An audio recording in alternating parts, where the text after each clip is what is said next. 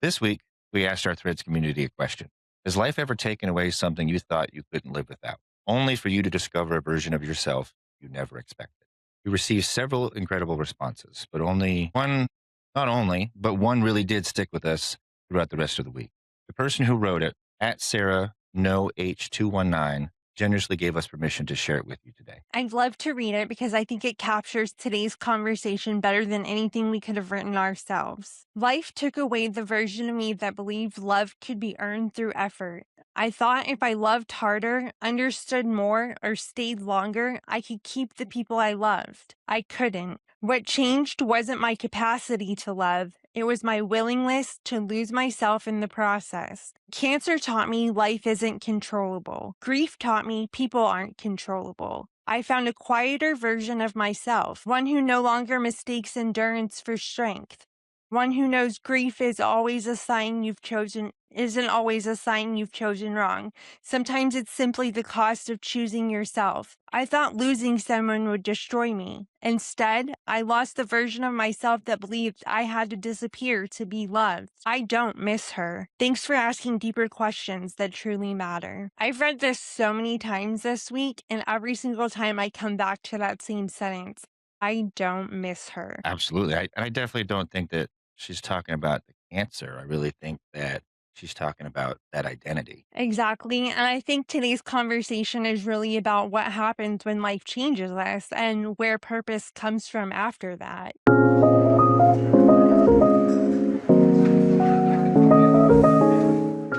Welcome to the Existential Couch. I'm Brian, and some of you may know me as Doc of Creative Disarray. And I'm Wendy. Some of you may know me as Auntie Spoonie or Chronically Humored. We're just two lifelong friends who realized our favorite conversations were never really about headlines or small talk, but there was always conversations that left us thinking well after they ever ended. Every week, we explore one of life's biggest questions through our own experiences, psychology, philosophy, and the stories of this incredible community that we're building. We don't claim to have all the answers. We're just two curious people asking questions to help us better understand what it means to be human. And on that path, today's question is, how do you find purpose in life? Does it go according to plan? And I think that goes a lot into the life we thought we'd have, or, I mean, obviously that's sort of part of planning. The things we think we're going to get into, how we think life is going to go. Obviously, we could, I don't know. I feel like we sat in this same, I don't want to call them symposiums, but gathering in the gym in school and had the principal tell us that the best years of your life are high school and that, you're going to look back on these and it's going to be the best ever. And you're going to look back and all these bills and all the things you're going to have and high school is going to be it, which I don't agree with at this point. I don't But at the either. same time, it also created conversation in that. And I think that was the important part of it from that speech that I do remember was, okay, what is my adult life going to look like? And that changed drastically several times then. But did you have this picture of the perfect Wendy life in the future? Like, did you have a full plan or was it like an idea of like, oh yeah, this is where I think I'll be? I mean, I I had a full plan, I think, but even in high school, my plan kind of derailed a little bit because my health was not good, even in high school. And so I think I had to look at, is college going to look, am I going to be able to go to college? Is college going to look the same for me? Am I going to be able to have a successful career?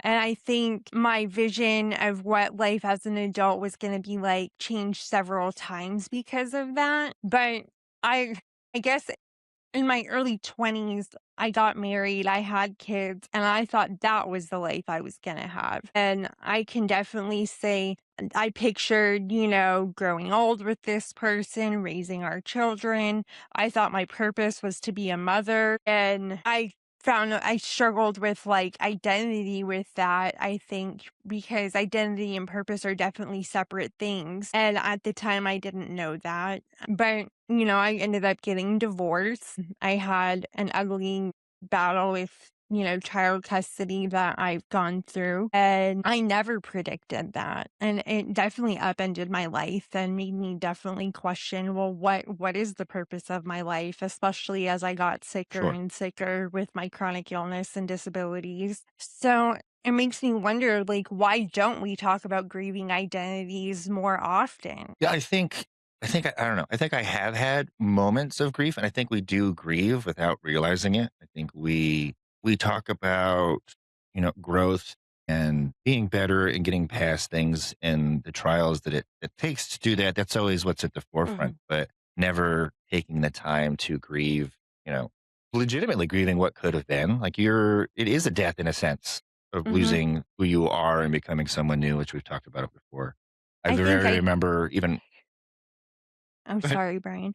I was gonna say, I think No, you're identity loss is one of the most common forms of grief, and good. it's probably one of the hardest to recognize because there's no funeral, no sympathy cards, it's not a socially accepted ritual. So I think that it's but people just don't talk about it because it's not as publicly acknowledged as like other major forms of grief. Well, and sometimes it comes through, like, it hits us really hard because there is. It's funny you, like, bring up sympathy cards and whatnot, but sometimes there is, like, a literal piece of paper that forces that grief in a moment, like, whether Mhm, it's being served divorce papers or mhm, when as my plan was, I had applied for college and I was waiting and waiting, and then nothing was coming back, like, responses were delayed, like, I was like, "Oh, I got, like, this phone call and it sounds good," but then you might get into this program that you really want, like psychology down in Southern Maine and those things that I applied for, and then joining the military and having this very deep emotional conversation I wasn't prepared for with a teacher that actually gave a crap mhm, and, revealing that information. But then legitimately, when I was in the service, I was there for like, I think the first week when the first time I got mail, my mom sent me my acceptance letter to college that came late after I'd mhm, already shipped off. And it talked about being able, you were ready. Here's a full ride. Like, here it is, your scholarship. You can get the God. degree. You could probably be a walk on for the football since it's World Cup time or soccer team, or that. So all those things, it was like literally being handed a picture of the future that I had planned and then I thought I had to walk away from and did walk away from and Mhm. completely changed my life.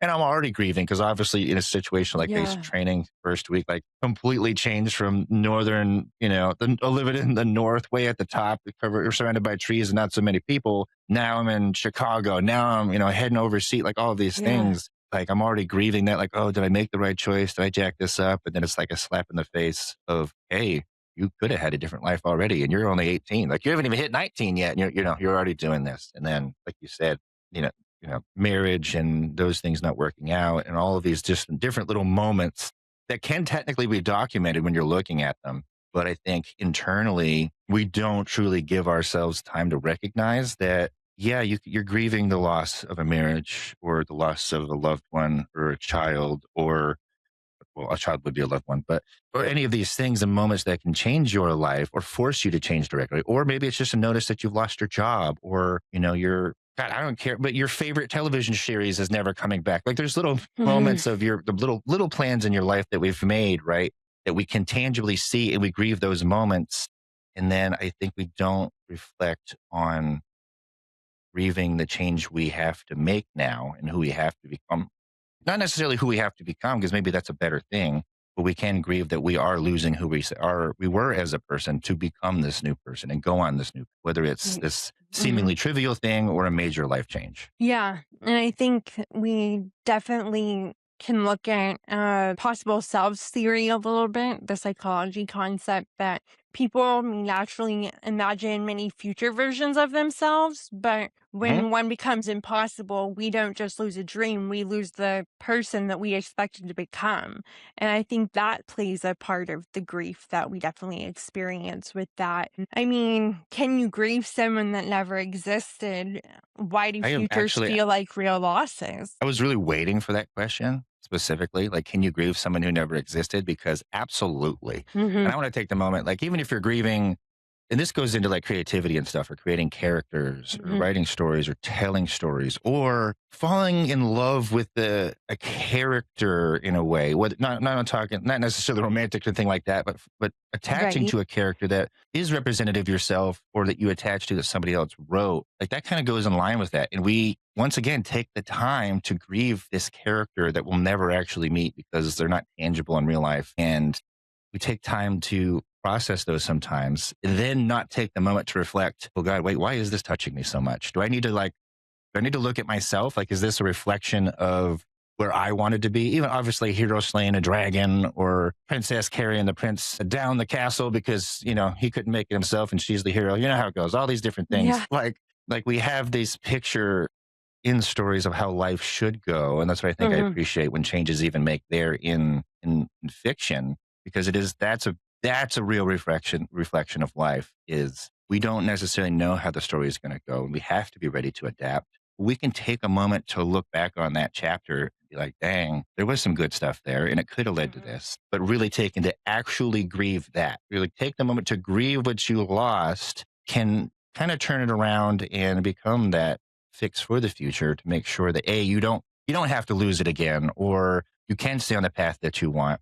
But I think never losing the dream and never fearing to use your imagination to wonder how you can be different in the future, I think is important. Grieving is Right. important, but Mhm. also not letting it be so much that you now fear the future at the same time. Well, absolutely. I think that brings me back to what Sarah said in her story. I don't miss her. Who do we become, after we have a traumatic event happen to us or life doesn't go as planned. And I just love how Sarah said, I don't miss her because she moved through all the different steps of discovering who she was and found her purpose, and that it wasn't intrinsically tied to things. And it was tied more to things in her life, like things that she could control on a daily basis. So I think we can definitely analyze what she meant by that. What do you think? Well, and I think it's also like that invisible loss, and then it feels more lonely. Now, obviously, I don't know them personally, but I assume there was some celebration at the cancer portion and all of that, and Mhm. these things that, especially when you beat these things or you fight through these battles and you come out the other side, there's that celebration portion. But then once back to grief, there's parts that we didn't grieve by ourselves because I don't whether it's we want to let people have the celebration on our behalf or whatever, or be happy because we matter to them, whatever it is, that we then hide this portion and it becomes very internal, that it almost can sometimes not then be part of that healing process. Because Yeah. once again, I don't think it was just I don't miss the part of the battle I had to go through. Like I'm sure that I miss that person that was strong enough and continued on and kept battling. You're not gonna grieve that person's existence. But I think it also leads to you can be glad of the person you've outgrown because you're still Mhm. growing, but still appreciate that past version of you too. It doesn't have to be a negative reflection on the death of that person. Mhm. I think, like, for example, I would definitely take my health back tomorrow if I could, but I don't Exactly. Yeah, think I that's gonna be my next question. For example, yeah, but I don't think I'd become the person that I was. And even looking back on when I mentioned like divorce and motherhood and having that be my identity and my purpose, when I went through the divorce and we went through the custody changes, and there was the time where I wasn't the primary custodian, and I went mhm, through a lot of loss with my children, and that's definitely something that I had to grieve. I had to grieve that identity as a mother. I had to learn, how to better myself as a person so that I could be a better mother for my children in the future, and I've definitely done a lot of things to build purpose in my life since then. And I think it took such a grievous loss of my identity like that and the trauma that surrounded that to get me to the place I am now. So with that, I wouldn't I, take I want back to cut you. that. Yeah. Do you think that there's a case for, because one of those things is you never really want to promote the loss or pain or all of these tribulations we have to go through. You never want bad things to happen, but they do No. promote growth in some ways when we can survive them. We battle through them. Certain amounts of stress is why human beings Mhm. evolve and strive and grow. But do you think there's ever a case for I am better now because of what I had to go through? I don't know if I would have been a better person not having gone. I don't think I would be a better person if I hadn't gone through certain trials and tribulations and traumas. Because I've taken the time to stop and be like, how can I grow from this? And looked Mhm. introspectively at my life. I was like, where did I go wrong in this? Because not everything, we want to place the blame usually on the person who did something wrong to us, or we don't want to take accountability. Like in my divorce, I had to take accountability. What did I do Yeah. wrong here? How can I grow from this? You know, going through a trauma Mm. and having my custody not be primary anymore until, I mean, I've gained it back now, which is great, but it was definitely a journey Yeah. to get there. It's amazing. Congratulations, by the way, again. Thank you. Thank you. My heart is so happy about having that back, that piece of I'm my glad. life back. But I definitely had to grow as a person, and I had to really look hard at what does it mean to be happy, because I wasn't a happy person for a very long time. I struggled deeply with depression and knowing what my purpose was, because it was hard to identify as just being a mom or just someone who's sick, or and not having that career, or having had a career and having it taken away from me because of my health. A lot of people find their identities in their purpose through their work. They find it through so many things, but I think it comes down to looking at finding it in the little things in our lives. Well, I also feel that people fall into that trap of not allowing for pleasure in their own sovereignty as an individual. You can Mhm. be and have individual aspirations as a parent, as a mother, as a father.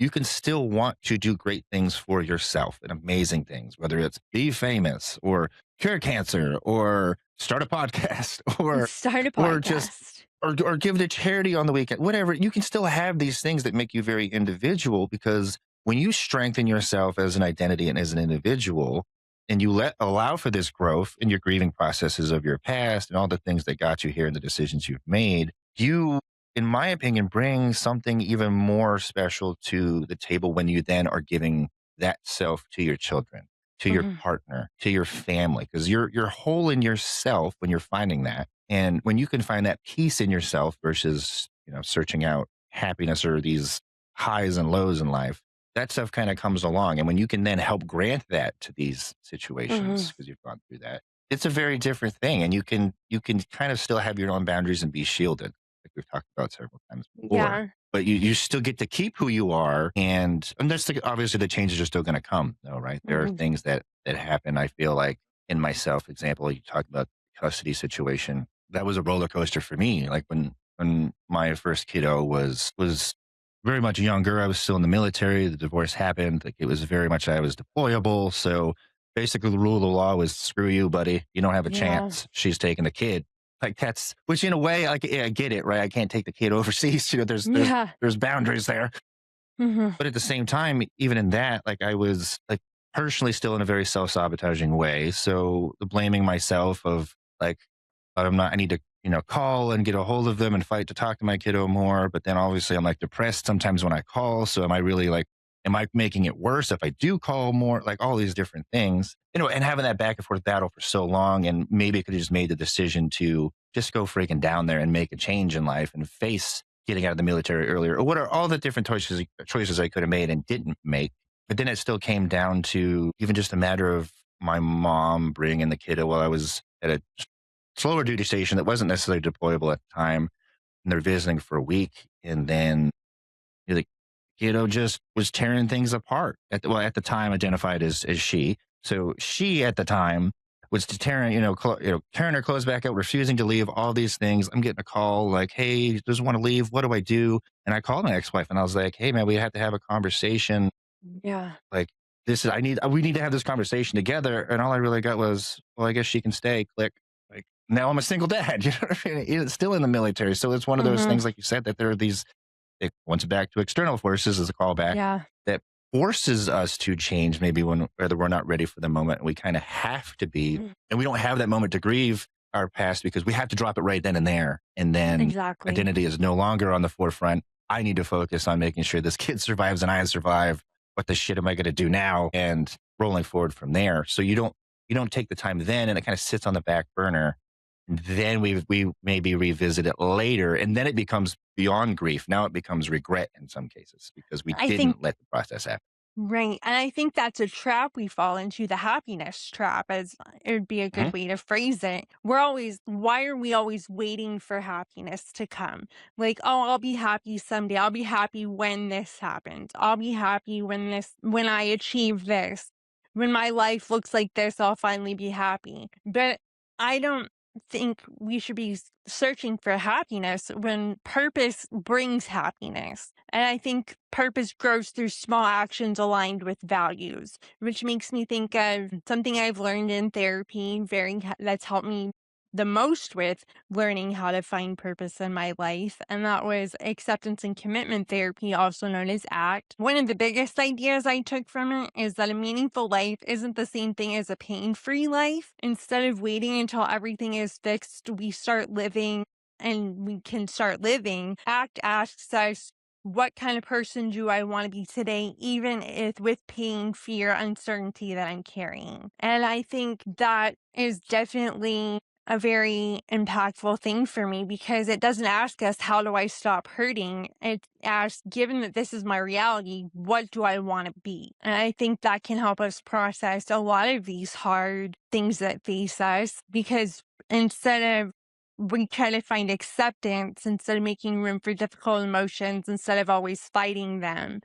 And I think that makes me think like, where does purpose come from? And that kind of leads into that. Yeah, well, and I think, like you said, I think a lot of people, you hit it right on the head. I think when you said people make happiness their purpose, like the search for the pursuit of happiness, as Mm-hmm. obviously it's in a lot of places. Life, labor, the pursuit of Yes. happiness, all these places that keep up where you like a movie Mm-hmm. or whatever it is. But I think it's very much a trap we've talked about. Only searching for happiness is gonna be painful and bring more pain than you're ready for in a lot of ways. And it is a trap because if you're always looking for happiness, then the moments of making decisions when you're in an argument with a significant other, when Mm-hmm. you're in an argument with a kid, because I mean, parents argue with their kids. Don't tell me you don't. I know it's instructional. Don't lie to me. Okay. You have arguments with your kid. It happens. But no, or just a friend, like a best friend, or like Mm-hmm. you and I. If we just got into something where we're not agreeing on, I have faith in us to just have the conversation. Well, yeah. But at the same time, if I'm just trying to be happy and find that happiness, and so I just even step back and be like, well, you know what? I just want to be happy, so I'll just concede, and Wendy's right, and whatever. I'll just that's what my goal. No, because now I'm going to stew on it. It becomes this faux thing where I'm not actually doing it. I'm trying to make everybody happy. I'm trying to make you happy. I think Mm-hmm. that's going to make me happy, and it's not a real purpose. Mm-hmm. Happiness is a reflection, or pain is a reflection of you finding and going after that purpose. The highs and lows are going to be there. That's the human Mm-hmm. condition. We can live through all of them and come out the other side better for it with some growth. And I think that's the important part. And But I I think think for it's me, important. Oh, my sorry, go biggest ahead. change. No, go ahead. I can I get was to the point in a second. I want to hear what you have to say.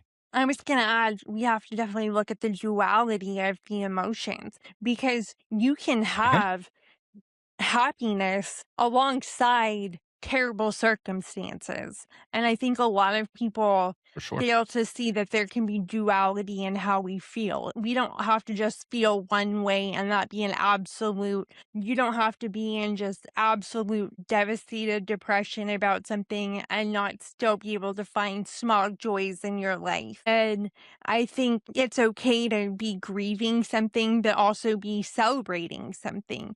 And I think that Oh, for doesn't get sure. talked about enough, that we can experience both things. And that's part of finding your purpose is being able to have happiness or joy or satisfaction or whatever you want to call that alongside however you may be feeling that's hard. Absolutely. And it actually I'm glad I let you go because it kind of ties me back to what I really wanted to say and made my point even kind of where I wanted to hit it. Because you had brought up different parts, especially like Viktor Frankl, for example, Mhm. and that we're not, as human beings, basically, the purpose isn't to find happiness, or you don't need happiness to survive and thrive, right? So I think that's my biggest thing that changed for me. And I wish that I had the forethought to really look for where I even found this. But the idea of I search for peace in everything that I do.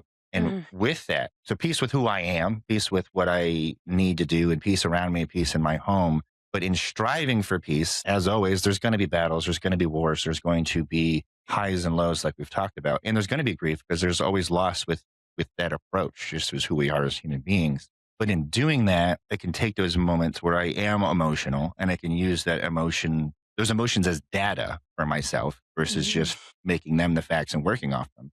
Because yes, emotions are facts in the sense of that's what you're feeling and what you're going through and what your Mhm. reaction is. But sometimes when we don't get the whole picture and we're just letting those emotions ride and take the wheel, because I've done so many times, particularly unfortunately myself, Mhm. was anger was something I had to overcome, for example, that never Yeah. got me to happiness one time. And it certainly didn't get me to a peaceful resolution of any sort.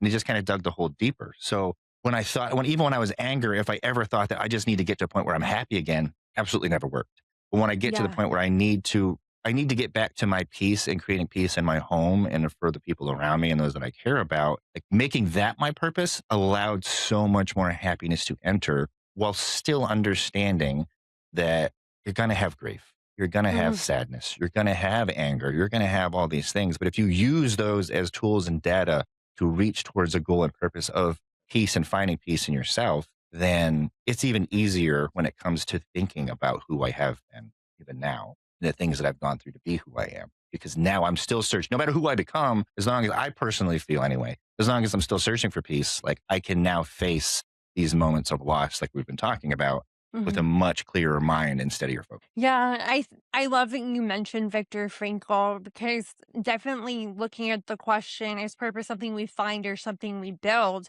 I think he had maybe a third perspective or like to this almost. He argued that we don't invent meaning out of thin air and we don't simply discover it like buried treasure. Instead, meaning arises through the relationship with life. And he brought up three primary pathways, which I thought were important to talk about. We definitely get there through what we create, our work, our art, our contributions, through what we experience. So that'd be things like love, beauty, relationships, nature. And though the attitude we take toward through the attitude we take toward unavoidable suffering. So, in other words, life continuously presents us with opportunity for meaning, and we need to respond. He famously suggested, what do I expect from life? We might ask, what is life asking of me? I mean, that's a question, Mhm. right? Like, and I think that's one that I don't think that we sometimes think to step back from and ask that, right? Because we're always, what is my, but we say, what are others expecting of me? What is my work expecting of me? What is my significant other expecting of me? What are my parents expecting of me? All Mhm. these, what am I expecting? Yeah. But never stepping back to just take and sometimes those simple questions and framing it in a way people think it's silly. People think that, oh, well, it's just that's you're just simplifying it. Well, hey, we're simple creatures at the end of the day. I'm gonna be honest. We're complex and simple at the same time. Back to that duality thing. Sometimes just taking that to let your brain legitimately ask that question, what is life asking of me, lets you open those doors for yourself and Mhm. step back and say, okay, what my life is asking of me, is that fitting my purpose and what I want? What do I need to change to alter that question and those I requests in a sense? Yeah, and I love what Marge Wilson of the Digital Quill Media shared with us on Threads. She had a great quote. She said, weirdly enough, I give myself purpose, which isn't something I ever thought I'd imagine. I used to think it was my family I wanted to take care of or the person I dated the longest, but it's me. I'm the purpose. And I thought that really Mm, fit with what we've been talking about. Ties into definitely where does purpose come from? And she nailed specifically what we've been talking about. It's me. I'm the purpose. absolutely. Yeah, and once again, it goes back to that's okay. That's not selfish in your entire existence to say, why do I exist? Because I am the purpose for living. I am my purpose. That's Hmm. not selfish because when you can do that, the act of giving yourself to others and offering your time and energy to their purpose, their Hmm. peace, their growth, whatever it is so much more meaningful because you are a steady base and you won't let it detract from yourself when you're giving. Because if you're not steady and you keep giving away a brick from your foundation and then another Hmm. brick and then another brick, you're going to fall on your face. And I'm sure you have. I know I have. And Wendy, Yeah, for I know. sure. Yeah, I know. I've Obviously many talking to times. the audience, but yeah. But it's gonna happen. It's not about strength at that point. Nobody is that strong. Nobody is Atlas holding the world up. Nobody is, Samson holding pillars. Mhm. Strong men can do it. I get it. But you can only do that for so long. There's a time limit for a reason on those Yeah. events and records that get broken, sure. But then that's because it becomes a goal. And I think it's really important. And thank you, even from my side, Mars, for putting that so well. And Mhm. taking the time in your life to reflect and come to that conclusion and that kind of growth, but then obviously sharing it with us and the community.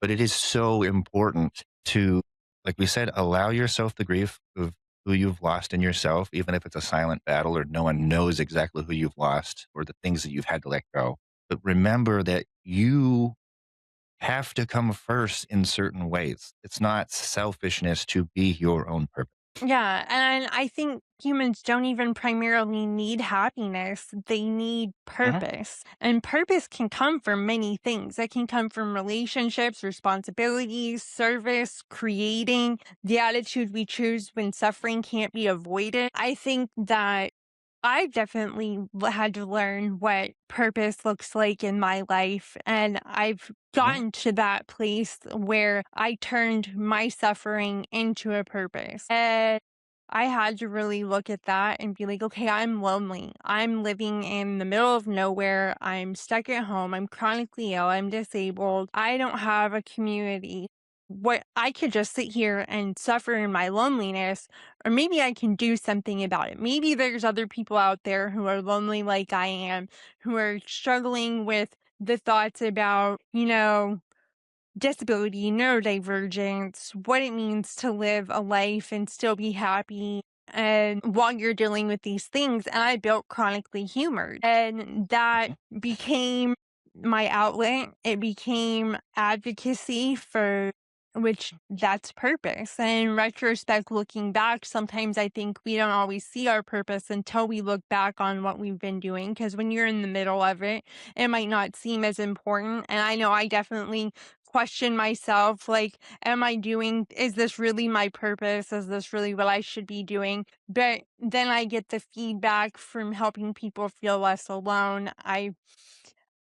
They're just Yeah. growing the community around our new podcast has been wonderful. We've been getting so much good engagement with everyone and support. And I think a lot of people want to talk about the hard things that me and you are talking about. Yeah. And I love that we have the opportunity to do that. And so that ties me back though to in this what you've created, chronically humor, and what we're building Mhm. here in this community already, and all those things, and the depth that we have to go through sometimes because it's not always fun. Like this is not always going to No, be fun. no, we're it's gonna not. talk to folks. We're opening the door. We legitimately want you to sit on the couch because we're willing to bear it with people, with you Yeah, folks, right? Like that's a thing. But I would not be able to do this with an old Brian. I couldn't Like do it if with old I Wendy. yeah, like that's what I was going to ask as well if you felt that way. I know that right now I can because I've allowed myself that freedom and space to love myself and Mhm. find peace, even though I still fail. Like, there are days when I get angry about the dumbest things. Like, manic depression is not fun. There's days when No. I don't know why I can't get out of bed, even though I have Mhm. the world waiting for me and smiling kiddos and wanting to do fun. Yes, It sucks. Like I want to get emotional now because it really does it suck sometimes, does. even planning for this. And I'll be vulnerable and honest about it. Like I don't know why, and I wish that I had an answer, right? Mhm. But it's one of those things, and it's always fun to me because it catches me off. You catch me off guard every week so far because there's something that the way that you pose something or a conversation that we have is something I'm not prepared for in a way, but it always connects to two things. It connects to a moment that suddenly just bursts in my brain of like a memory of what happens. And I literally, like even right now, literally had a moment of grief of that person and hope that that essence of me is somewhere feeling more positive in the universe, Mhm. but also like a creative expression that I've had in my life that I didn't know I was crying out. So I don't know if you're like going to give time for me to read that because I actually have it right there. I found it because I keep them. Yeah. It's literally a creative piece about purpose that I did not know that, like at the time, did not know that Brian was crying out through creative endeavors. And this was just a post on Facebook. Like I don't even know what year. I think 2014. It looks like because my wonderful Yeah, wife went through please share my it. old books, and she's transcribed this into like a document for me. But the concept was this character, this hero, if you were, was approaching a wise man in the mountain. And he asks, and what am I, wise man? The warrior, the poet, the lover, the fighter? Am I the saved or the damned? And the wise man smiles back, teeth showing around the pipe and the smoke rolling from his lips. And he says, why limit yourself to the absolution of this or that? You creatures are born of chaos. You flourish best in the grip of worst odds. It is when you choose your fate to be definitive that you wither and die before your last breath ever comes. Be conflicted, child. It gives you meaning. It gives you hope. And to me, like, it's so important in this process in grief and change and being who you are. It's all right to be conflicted. You can still find the peace because, yes, you're going to have to make a decision. Being conflicted in a moment and having to think is legitimately the stress factor that creates growth. As long as Yeah. you're willing to take that step and let go of one side of that conflict. That's the part that I think we lose. We then carry that conflict. We don't want to face it. We just feel like we can carry both sides of the whole scale with us. And eventually it's going to tip one way or another without our choice. So I know it's hard. And if you need assistance, please reach out therapy, friends that Yes. us, we'll put it on a thread if you really just want to get it out to a stranger. Sometimes that's the best way, but allow it to give you hope rather than just grief. Allow Mhm. yourself to still dream by making a decision one way or another in that conflict and truly letting one side of that die. Grieve it, like we talked about. Know that you are making that choice, but don't blame yourself because those choices aren't always something we want to face. Yeah. And But I love how you mentioned that finding love for yourself was such a big role in this. mhm, And I think in my healing journey, finding love for myself definitely was the biggest factor.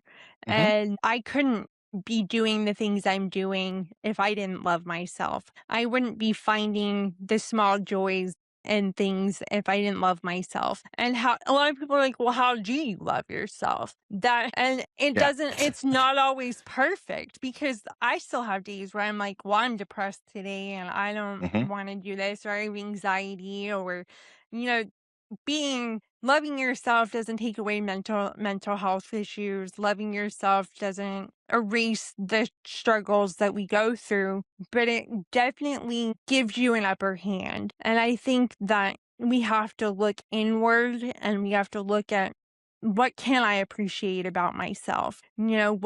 What strengths do I have that I can love in myself? And it can start small.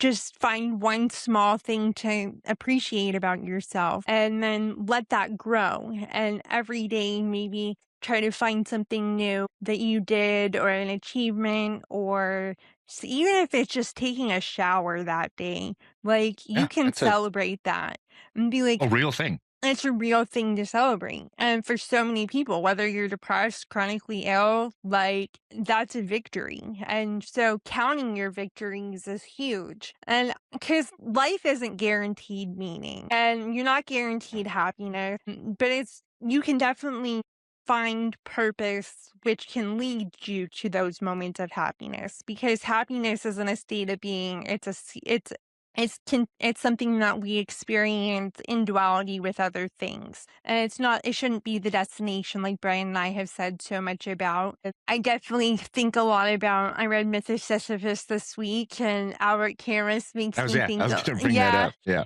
yes, definitely, because he definitely believed that life doesn't come with guaranteed meaning, and he suggested we continue living, loving, creating, and participating anyway, is what I gathered from, well, a big part of what I gathered from reading that Yeah. this week. Like, Yeah. does Even life getting have back to make, into it yeah, like, does was life have yeah. to make sense before it can matter?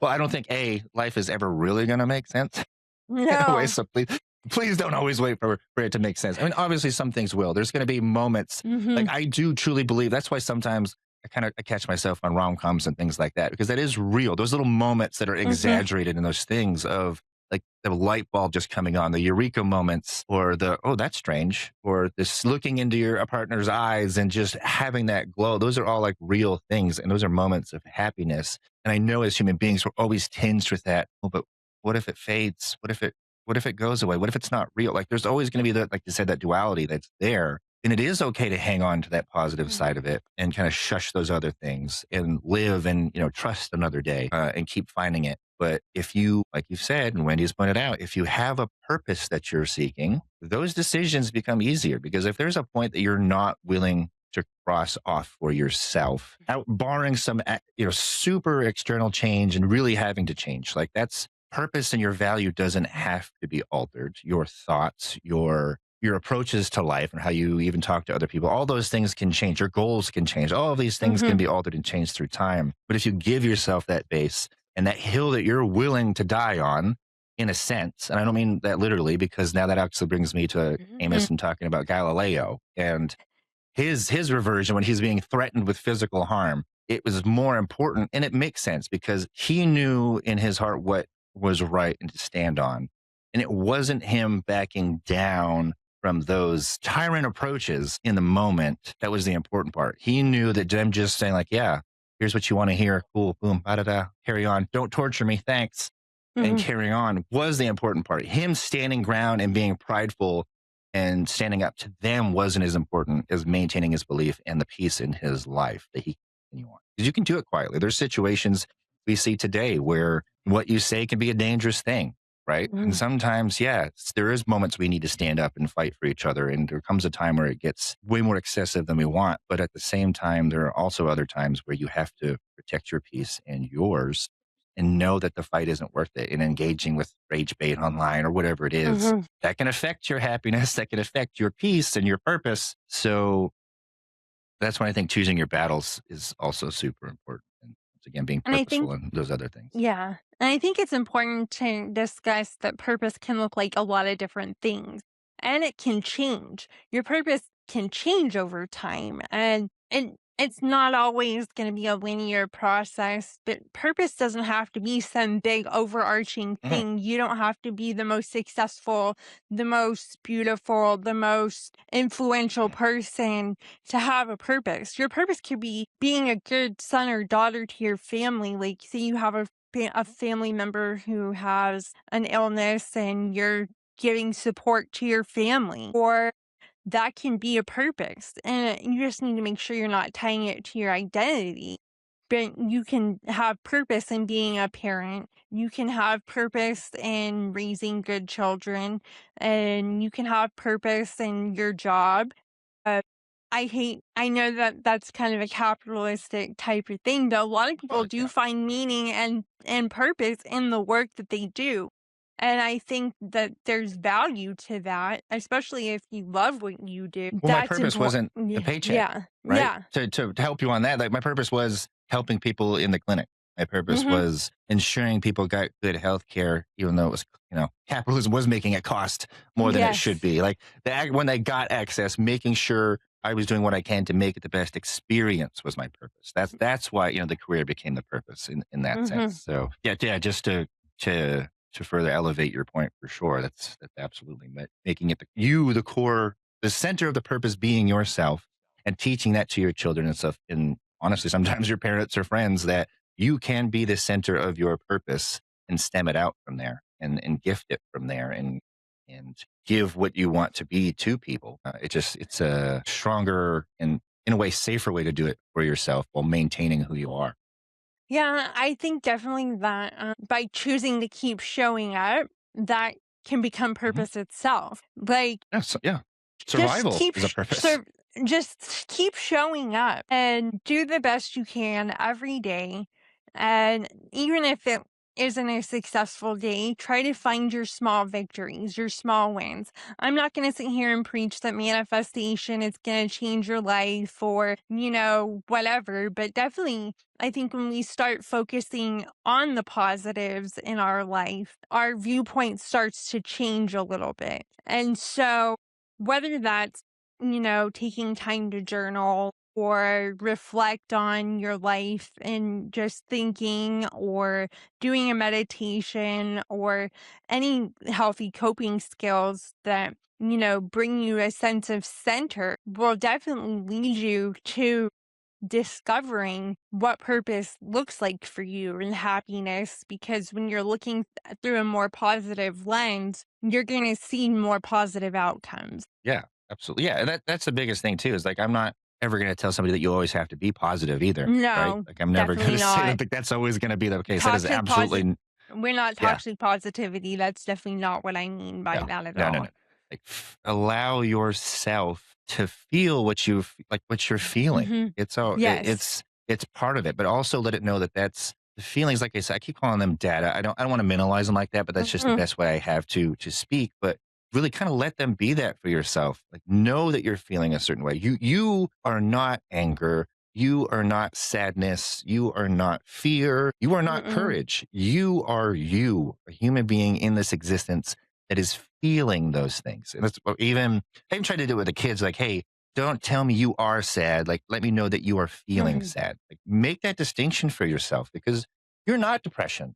You're not your illness. You're not cancer. You are not this Mhm. objectifiable thing by these Yeah. events that are happening to you. Like, that doesn't have to be the cause of you becoming. I mean, yeah, it does in a way, cause you to be somebody else in some situations and kind of change your path. But and when those things go away, you don't necessarily like those are not the things you have to grieve, but also knowing that and understanding that you as your individual self and your purpose are separate from those lets you grieve those once again more safely and let them Mhm. go and detach from them when the time comes that you can. But you don't have to force it either. Like you said, sometimes survival is the shower. Sometimes it's getting out and Yeah. putting some flip flops on and making it to the coffee machine or the teapot, whatever it is. Mhm. And that's a win because sometimes life is just down and out and our Mhm. brains are just need to reset and they will do it without our Absolutely. permission. They aren't gonna wait for your permission, that's for sure. You know, they will not. It could be That 35 years. It could be 5 minutes. It's going to happen. All right. Right. I definitely wanna go back to what Sarah said one more time. The part where she said, "I lost the version of myself that believed I had to disappear to be loved. I don't miss her." That makes me think maybe purpose isn't getting your old life back. Maybe purpose isn't waiting until everything finally makes sense. Maybe purpose is something we slowly build every time we choose to become the person we wanna be with the life we actually have. Yeah. I always want to just kind of sit with that even for a moment in a lot of ways. Yeah. Because I mean, it is super true. And I once again, thank you to Mars and thank you to Sarah for giving us Mhm. your words and sharing your story, but letting us share it as well and be there for it and legitimately sitting on the couch with us because that's really what we're here Yes. for. And we love to hear that story. We love to share it and speak towards it and give it life in our own way.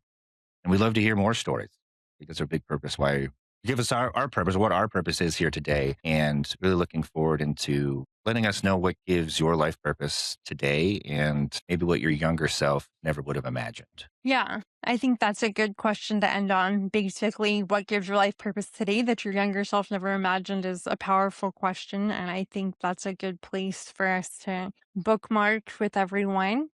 And thank you so much for joining us today. Absolutely. Thank you as always. Thank you, Wendy, for the wonderful conversation and insights and thought brain explosions that you caused. It's wonderful. I appreciate it.